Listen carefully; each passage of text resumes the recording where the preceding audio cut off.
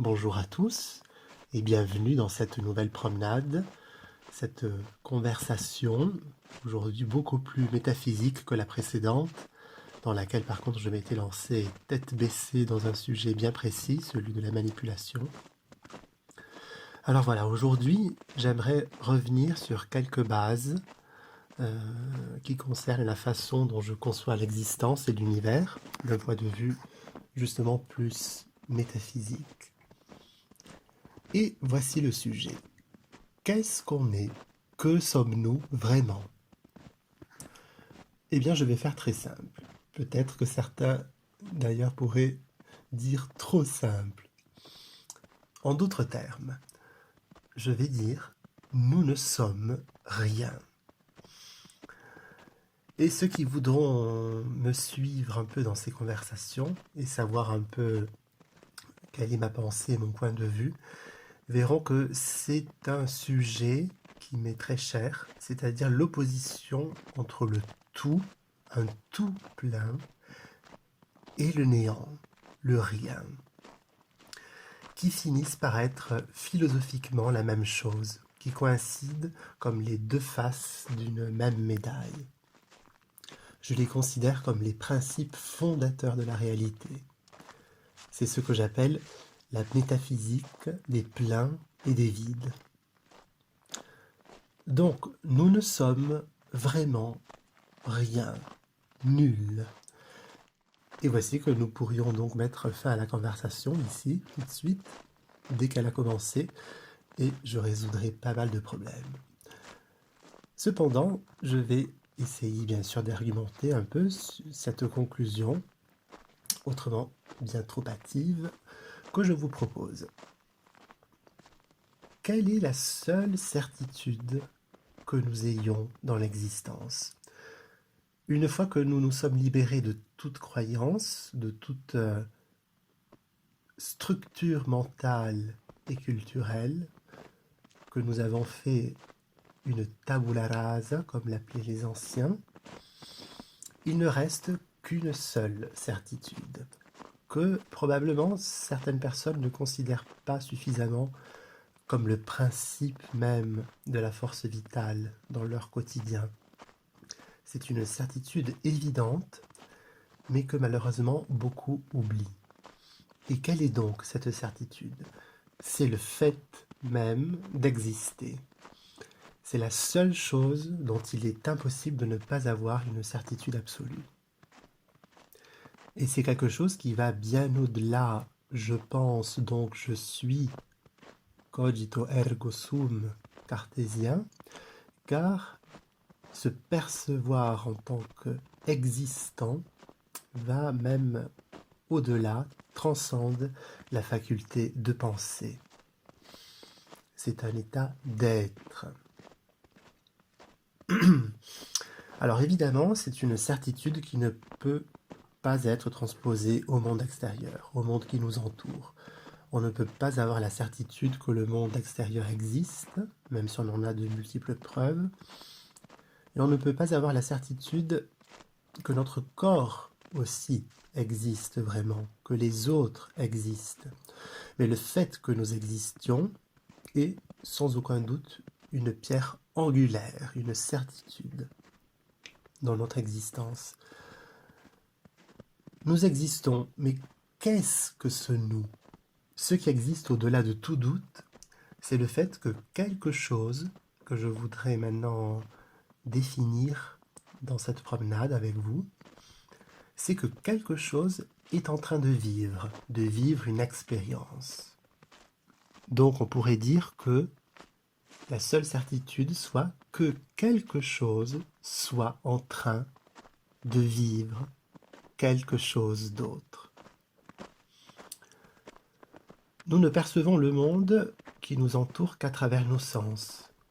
Certainement les sens du corps physique, bien sûr, et nous pourrions aussi considérer les autres sens liés au phénomène énergétique, au corps énergétique.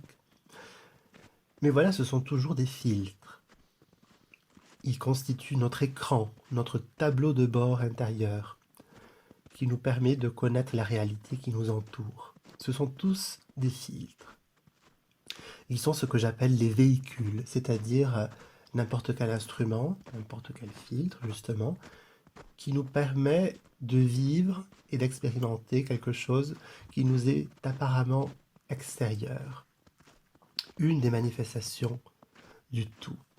Nous ne pouvons certainement pas être sûrs de la réalité objective du monde dit physique qui nous entoure, puisque nous n'en faisons l'expérience qu'à travers un corps physique, qui d'ailleurs en fait partie, et sans ces sens qui filtrent la perception, nous n'avons aucune idée de comment la réalité se présenterait, pourrait se présenter à nous. C'est un argument que j'imagine que ceux qui sont arrivés jusqu'à m'écouter ont très clair dans leur esprit, c'est-à-dire que l'univers n'est qu'une réalité conscientielle dont la réalisation physique n'est qu'une des manifestations possibles, une des manières de percevoir un fragment du tout. Donc, pour revenir au sujet initial, à ce que nous pourrions être, à ce que nous sommes réellement, nous devons clairement exclure le fait d'être un corps matériel, mais aussi une personnalité, des émotions, des pensées. Les émotions et les pensées ne sont autorisées que par le cerveau, ou bien expérimentées par les corps énergétiques. Les émotions naissent de l'incarnation de véhicules qui nous permettent d'éprouver ces émotions. À tel point que d'autres êtres vivants, d'ailleurs, d'autres manifestations de la conscience universelle existent bien, et pourtant rien ne prouve qu'ils aient les mêmes émotions que nous éprouvons, qui dépendent donc de la manière dont nos corps sont constitués. D'ailleurs, soit dit en passant, il n'y a aucune garantie que les pensées et les émotions nous soient propres, qu'elles soient les nôtres. Elles pourraient être susceptibles d'être induites de l'extérieur, quand bien même elles ne soient que le résultat de l'interaction de notre conscience avec le monde extérieur par l'intermédiaire des véhicules. Il faut aussi donc exclure que nous coïncidions avec notre personnalité. Nous aurions pu être une infinité d'autres formes de vie dans des incarnations antérieures et futures, dans lesquelles nous ayons des personnalités totalement différentes de celles que nous avons actuellement. Beaucoup de gens d'ailleurs se souviennent des vies passées, se souviennent d'avoir été des entités complètement différentes de celles actuelles qu'elles incarnent. Alors que reste-t-il? Que sommes-nous vraiment? Est-ce la mémoire peut-être? Eh bien non, la mémoire est aussi un véhicule. J'appelle la mémoire l'âme, parce que l'âme est cette chose qui s'enrichit à chaque fois que nous vivons une expérience.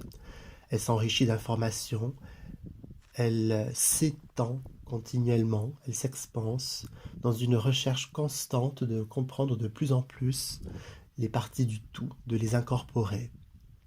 Et c'est une recherche infinie puisque le tout est infini et inséré dans un élan d'éternelle multiplication, de sorte qu'il ne sera jamais possible de coïncider avec ce même tout, qui n'a probablement d'ailleurs même pas une conscience qui lui soit propre. Mais ça, c'est un autre sujet. D'ailleurs, je vous fais remarquer qu'on peut exister même sans mémoire, et l'expérience d'exister reste, même si l'on n'a pas la possibilité de s'en souvenir et d'enregistrer l'expérience elle-même, précisément à travers le processus de stockage de données au travers de l'âme. Nous serions dans un tel cas, dans un éternel présent, mais bien toujours vivant. Certains imaginent que les formes de vie minérale fassent cette sorte d'expérience, mais ce n'est bien sûr qu'une supposition. De plus, la mémoire elle-même pourrait être induite, tout comme les pensées et les émotions. Car si vous y réfléchissez, il n'y a aucune différence entre une mémoire vécue et une mémoire acquise, qui peut par exemple être greffée artificiellement si la conscience qui subit le phénomène n'en est pas au courant.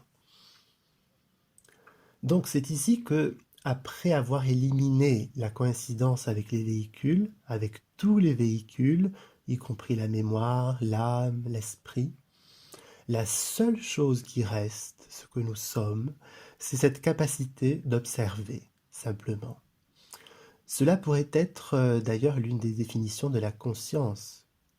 Quoi qu'il en soit, même si ce n'est pas le cas, parce qu'à un niveau philosophique, on pourrait soutenir que la conscience est bien autre chose, c'est-à-dire qu'elle est en fait le champ quantique d'information lui-même, que la conscience est tout ce qui existe, que la conscience est donc une information potentielle.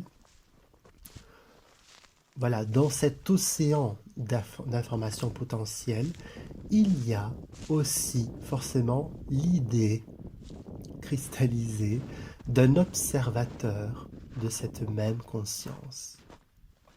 Et cet observateur, c'est nous, la chose qui fait l'expérience de la chose même. C'est ce que j'appelle l'éternel observateur, le point de vue. Et ce principe d'observation est la seule chose qui reste une fois que vous vous êtes dépouillé de tout véhicule. Soit dit en passant, cela correspond à l'idée de l'univers holographique, puisque ce principe d'observation, qui est tout ce que nous sommes, seulement et uniquement ce que nous sommes, est un principe évidemment éternel, parce qu'il est une partie constitutive du tout lui-même, et étant un principe qui n'est caractérisé par aucune qualité, un principe neutre, il ne peut même pas réellement être divisé. Et c'est la raison pour laquelle nous tous, après tout, une fois que nous avons enlevé notre mémoire, que nous avons mis de côté nos expériences de l'âme, que nous nous sommes dépouillés de tout véhicule, nous sommes tous la même chose. C'est-à-dire la capacité de concentrer notre attention sur l'une des potentialités infinies du tout. Et cela précisément nous prive de toute caractérisation, de toute qualité, si ce n'est de la seule capacité d'observation. Et donc cela fait de nous un néant, comme si nous n'étions qu'un œil sans forme, sans personne, et sans aucune autre faculté en dehors de celle d'observer. Un œil qui pointe son regard et observe le déploiement infini de ce que le tout nous offre. Nous ne sommes donc rien, mais en même temps, nous sommes tout, parce que ce principe unique est ce qui rend l'univers conscient de lui-même, conscient d'exister. Il a conscience d'exister, pour renouer avec ce que je disais dans le début de la vidéo, reste la seule certitude incontestée. Et voici que cette considération ouvre la porte à notre abîme intérieur. Un abîme pour le fait d'être rien, un abîme infini, mais en même temps la certitude rassurante d'être un principe éternel avec un pouvoir potentiellement illimité. Car à travers les véhicules, à travers la croissance de l'expérience de l'âme, le stockage de plus en plus d'informations, ce principe peut arriver à survoler et comprendre l'information contenue non seulement dans un corps humain, mais aussi, idéalement, dans une galaxie entière, dans un univers entier, faisant de nous, de ce point d'éternelle observation, des dieux. Alors le jour où on vous demandera « Mais qu'est-ce que tu es vraiment ? Te connais-tu toi-même » Et peut-être ces personnes le diront avec dérision, l'on pourra répondre. Nous n'avons pas besoin de nous connaître vraiment, parce que nous ne sommes rien et que le simple fait d'exister nous donne la preuve de ce que nous sommes. Un principe qui, comme je l'ai dit, donne le vertige, mais qui est aussi infiniment rassurant, parce qu'au travers de lui, nous pouvons tout expérimenter dans une paix absolue, sans avoir la responsabilité constante de devoir nous identifier à quelque chose, à ce que nous devrions être, ce qui serait une recherche folle et sans fin, qui ne ferait qu'ouvrir la porte à des peurs infinies. La peur de ne jamais pouvoir comprendre ce que nous sommes vraiment, perdus dans le doute, perdus dans la grande mer de l'information et de la manifestation.